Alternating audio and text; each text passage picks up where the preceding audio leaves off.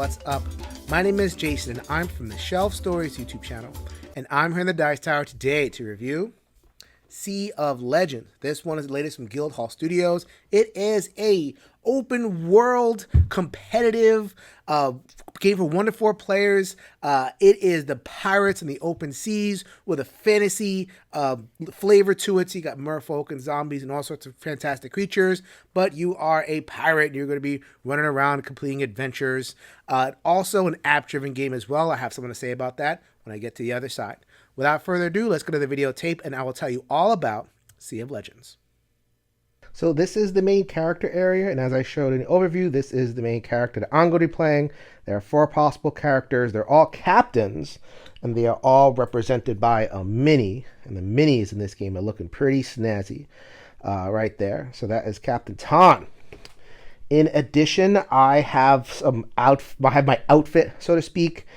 These 3 darker blue characters are crew. This is my ship. This really determines a lot. I mean, it determines how far I can move and how much I can attack and how much crew I have. So right now I have 3 crew. I could only have up to 4. Eventually I'm going to be able to upgrade my ship and be able to get more power, more spaces for crew, etc. These crew basically are there to fuel your special powers and give you dice. Right, so dice are the main way in which you're going to be attacking and accomplishing things throughout the game, and there is a ton of mitigation. Each of the captains mitigates the dice in their own way. So that is how that all breaks down. You have these other 2 cards here. This is your lover. This is modular. There is a pretty giant stack of lovers and also nemesis, and they can flip. So like I've happened to have Tan and John are lovers currently, but I can play a game where Olivia is the lover and John is the enemy. I've just decided to do that. This is actually how the rulebook says to start the game. So then they will both start at level 1, and they will help or hurt your dice rolls as things happen. So there are, if you could see on the dice, there are a lot of different faces. This one tends to be operate on the captain. This one tends to operate your lover. And you can put dice on here depending on the level. So this is going to go down and it will benefit you. And then you have the nemesis, which is the knife. And as you roll these knives, the nemesis will harry you in some particular ways. Like I said, very modular, lots of different options over here, lots of things to explore if you're going to get into it. All right, so here is the board. As you can see, it is the Caribbean in the post-Columbian Corsair era, piracy on the high seas. Only definitely a fantasy version because you have zombies and merfolk and all those sorts of different factions running around. So taking actions in the game is actually super simple. You move and you take an action. And that is the entirety of the player turn. So here is my friend Tan over there, and I have the orange base to distinguish him from all the other minis in the game. We'll be able to move 2 on a particular turn. Improving the ship will improve your movement sometimes, depending on what ship you take. They also tend to have crew that will increase your movement as well. But that's basically it. You move 2, and then you take an action. Very, very simple. Or you can take an action and move. Do it in whatever order you want.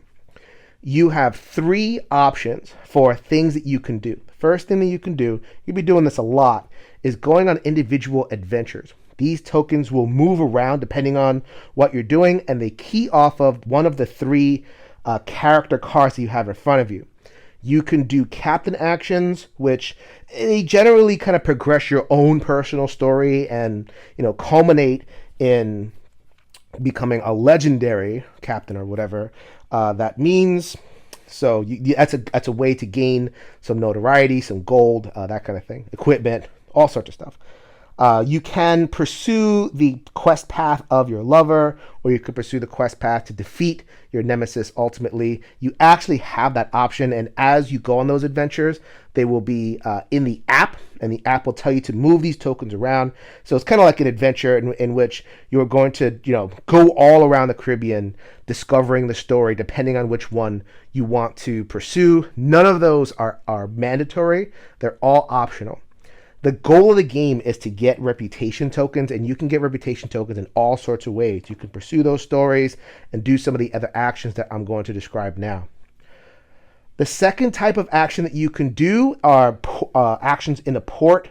So that is reflected in some of the cards. So like in Thieves Landing, you have this hook, and then in Tortuga, you have this beer stein, I think it is. Those will key off the decks, which I'll show you in just a second. But generally, that's how you get crew, buy better stuff. There is an X over here. If you have some gold, you can bury it for more reputation.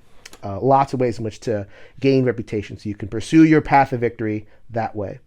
The last thing that you can do is that you can challenge an NPC. So right now I have the Spanish Galleon. That is going to start, at least one of these is going to start the game. And then every single turn, this event deck will put more NPC characters out there. This, you will be able to challenge the NPCs. In a solo game, I will only have NPCs to fight, but in the competitive game, you'll be able to fight one another, generally for reputation and gold and weakening their crew and all sorts of reasons why you would want to attack. But in the solo game, it's generally going to be, for a little bit of gold and that also valuable reputation. You get to 10 reputation, you win. So this is with the area where the NPCs live. As you can see, there are 3 different tiers of enemy representing the 3 different factions. You always play with 3 factions. In the multiplayer game, there's other players that you will be fighting, and so they will have this natural effect of constraining what the NPCs do. Lots of opportunities to fight them. In a solo game, we're going to be seeing a lot of these guys. So we have some merfolk. As you can see, the merfolk are pretty... the minis in this game are pretty amazing. So they're holding their sickles or scythes, whatever you want to call them. Eventually they're going to summon, if I let them, the big baddie. And they have a victory condition. They are going to be going for these artifacts or relics or whatever it is. If they acquire too many of the relics, then this faction will win.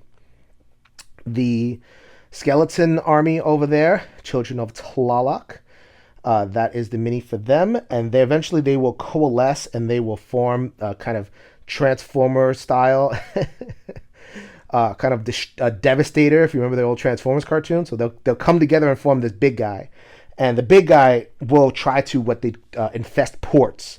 So if they conquer ports, then this faction will win. And so the last faction over here is the Spanish Galleons. So they are ships that are going to populate the board, and important to note that they cannot win. They're in every single game. They're kind of the game's version of active resistance. They're always going to attack you. These other factions and also modular ones are going to pursue their own goals. These exist to attack. So part of the key of the game is getting them to fight each other.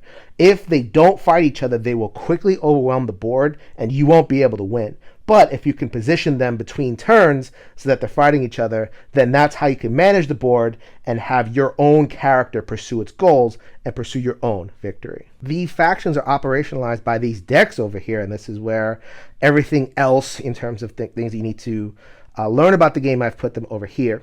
So these top 3 decks represent the 3 factions. They're generally relics. If you pursue your quests or other quests, they may point you to uncovering relics or kind of drawing from this deck. They contain different power-ups for the player depending on what you do and what kind of relationships you might even ally with some of these factions. There's a lot of adventure that is contained within the app version of the app adventures. This is the event deck. This is what operationalizes all those 3 factions. There are cards shuffled in with every single faction. Generally, you are going to place the different characters. Place 1 Undead Soldier. Place 1 Spanish Galleon. That is how the board fills because you're going to do this every single turn. And this is also governs leveling up. So like the different factions can level up. They get stronger and stronger as the game goes on. You take tavern actions, and you're going to pull from this deck the kind of cards that you get. You'll be consulting, so you have some kind of adventure. You crush the competition in the arm wrestling contest, goat milking contest, lots of contests. You do the tavern action, but then it points you to something else. So you might get some kind of power off of a relic, and that is another way to get reputation. So that is all sorts of ways to get reputation in this one. Here are your crew. You can just take a straight up hire action. You can hire as many. What happens is you pull 3 and you can hire as many as you can afford. Upgraded powers, basically. That is what you're going to be getting with the crew. And your ship. You start off with these dinky ships. These shouldn't be, I just kind of put these down here. These shouldn't be there. These are starter ships. But here are the good ones. Better numbers for 15 gold. And then for 35 gold, you get your tricord. And as you can see, reputation if you can get the advanced ships. So that was Sea of Legends at the table. And before I get into anything else about this game, I know I'm going to get comments the first day that this video launches. Another app-driven game. I don't want apps in my game. Give me the pure table experience, etc., etc. And there is actually one part of that criticism that I really agree with, especially when it comes to some games. Not all, but some. And it's that the app, having an app is great, but it can take over. You spend more time in the app than you do on the table. It's like, what did I buy? All this minis, these tiles. What's all that for? Especially as a solo gamer. With a multiplayer, you might have, need positional things to happen so that people can keep track of where they are on the board. As a solo, a lot of games are just like, all right, here we go. I don't need the board at all. Just here we go.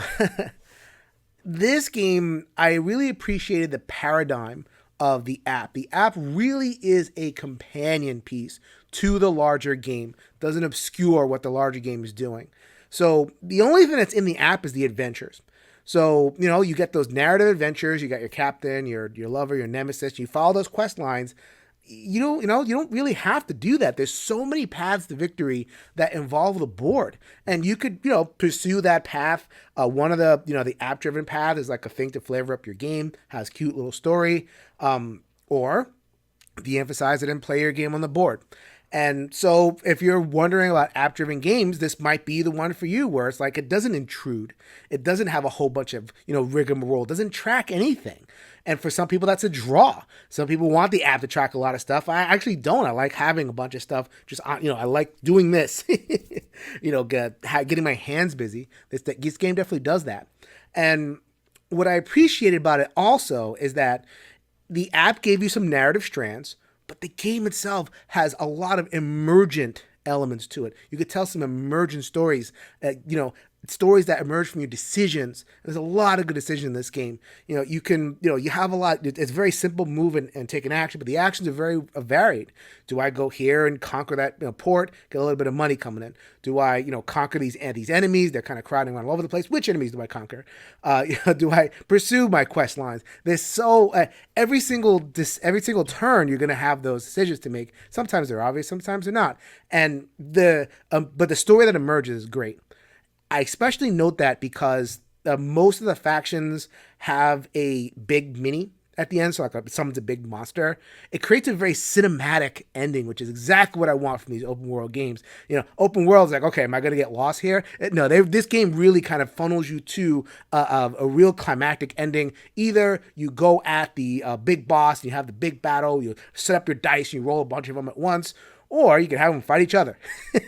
Just take each other out while you're sneaking around doing your thing. Godzilla versus King Kong style. I've had a couple of games of that too. So I really thought the theme was well delivered. I think the core mechanisms and the strategy that emerges from this game are very good as well. Generally, the tactical play, what's the criticism of app-driven games? Not a lot of tactical play. This one has a lot. There's a lot of push-pull when it comes to the factions. And so in a high player count game, which is a lot of people have been paid attention in their reviews, at a higher player count, it's, you're whatever the people are doing. And the NPCs are like loot bags. They show up to die. Because there's not a lot of room for them to go. People are kind of doing their thing, and someone's gonna wipe them out. Someone's gonna get loot out of them. A kind of Arcadia quest style. In the solo and in the 2-player game, it becomes much more of a management game. So those 3 factions are gonna come up, and what I found was very often I spent more decision space during the enemy turn than during my turn. My turn, sometimes the decision is kind of in front of me, or I'm kind of like firing off a chain of 3 different turns of like things that I'm doing, bang, bang, bang. sometimes I would just, when the enemies came, which one am I going to move? How am I going to, position them so that they want this one attacking this one? And if they're not attacking each other, you're doing it wrong because you'll never win. You have to attack each other and wipe each other off the board. And so you're planning that out. And there's a lot of times where it's like, all right, here we go. Here we are. It could take up to like 5, 6, 7 minutes just to plan out one turn. Not only the overhead of, keeping track a little bit. The game does a decent job of minimizing the overhead of each individual one, but cumulatively, tough word there, it could be a bit much in terms of managing the board. Some people, it's going to be a complete and utter turnoff. If you want to focus on your gamer experience and you don't like all that management on the board, stay away. This is not the product for you. But if you like managing stuff on the board and making that a part of your gamer experience, you feel a little bit clever about, setting enemies up so they do crash against each other, or they kind of like run, to the opposite sides of the board while you do your thing. That can make you feel clever. Or if you just like the sense of a kinetic world, a world that's living. It's not just kind of like, a bunch of stuff that's waiting to be discovered and killed. That offers that for you. So, your mileage may vary. That is a very much a your mileage may vary thing. So I'm generally positive on the game, but there are some significant drawbacks, I think. The biggest one that you're going to see is about the rulebook. I don't think the rulebook is bad. I'm not going to say it's like a terrible rulebook, so to speak, because it does a lot of the things that good rulebooks do, which is, organize the information and generally can find where I'm going to go. There's general flow, examples, and it has some of those things. I just felt like it wasn't very thorough. It was some stuff, the basic stuff, that it missed. And there's also areas where, different things interact. You have a lot of cards, the lovers and the nemesis, and a lot of item cards. And, there's no, card list to explain, what each individual thing does, which I think a game like this needs because there's so many interactable elements that come together, modularity in this particular game. I think it's worth taking the time to do that, because what happens is you lay the game out, you know how to play in a basic way, but then you have these questions. It's like, okay, what about this? And what about this? Enough of those, and you begin to wonder whether you are playing right. And that is not something that a player wants to experience, at least, especially in terms of their onboarding, a new player to this game, which the game just delivered. So that's what a bunch of us are, in the middle of onboarding. So the rule book, I just felt like it could have been longer. I mean, I think they needed a couple more pages. I really do. Like more examples, more, attention to interactions. And then the app itself, it's a companion. It's not a feature of the game. It enhances the gameplay, so I'm not going to say too much about it. But I think I ran through, if I ran through the characters multiple times, I ran into some of the same stories. And I get it. You can't have like 500 stories in an app, but I think I ran into some of the same stories pretty quickly if I use like the same character for a lover or for a nemesis or whatever it is. And there are a lot of different characters. Like 15 or so. It's somewhere in the teens. Is that a ton of characters? I mean, yes and no. If you played a decent amount, you might run into the same stories over and over again. And the quality of the stories, they tended to run the same thing. Do this, do this, do this. Get your rep and get out. Very fetch questy, and that could feel, once you don't get absorbed in prose of it and just kind of look at what you're doing, could be a little bit of the same. So I don't know. So that was a minor thing. I think the biggest thing that's going to be a drawback for me is the onboarding, and just the general sense of like, was this game fully baked? In terms of, people playing it and some of the rules, little wrinkles and the different interactions. This game is really good. I had a really great time with it. There's a core there that is excellent. And with a lot of, sheen and polish, probably would go 8 in that range. I think that, I really got to ding it for the onboarding. So I'm going to have to go 6, which is a 6 with an asterisk. They give it a year, give it some time, and Guildhall Studios has indicated they are dedicated to making this product better and better and better. Having an updated thing with a lot of FAQ and all that kind of thing. Check in, see if it catches up with what you're looking for. Otherwise, a little bit in a crowded market, who can wait for that stuff, right? But if you like open sea pirate adventure, I think this one has the potential to deliver a lot for you in the multiplayer and also in the solo if you like managing the board of the NPCs. I talk a lot about theme and story and narrative and that kind of thing on my channel, Shelf Stories. Shelf Stories is my channel where I have editorial style content on culture and history along with some of that other more gamer centric stuff. I would really appreciate if you could stop by and check out some of my videos. So this is Jason reminding you, if you could change your mind, you could change the world. So until next time, later everybody.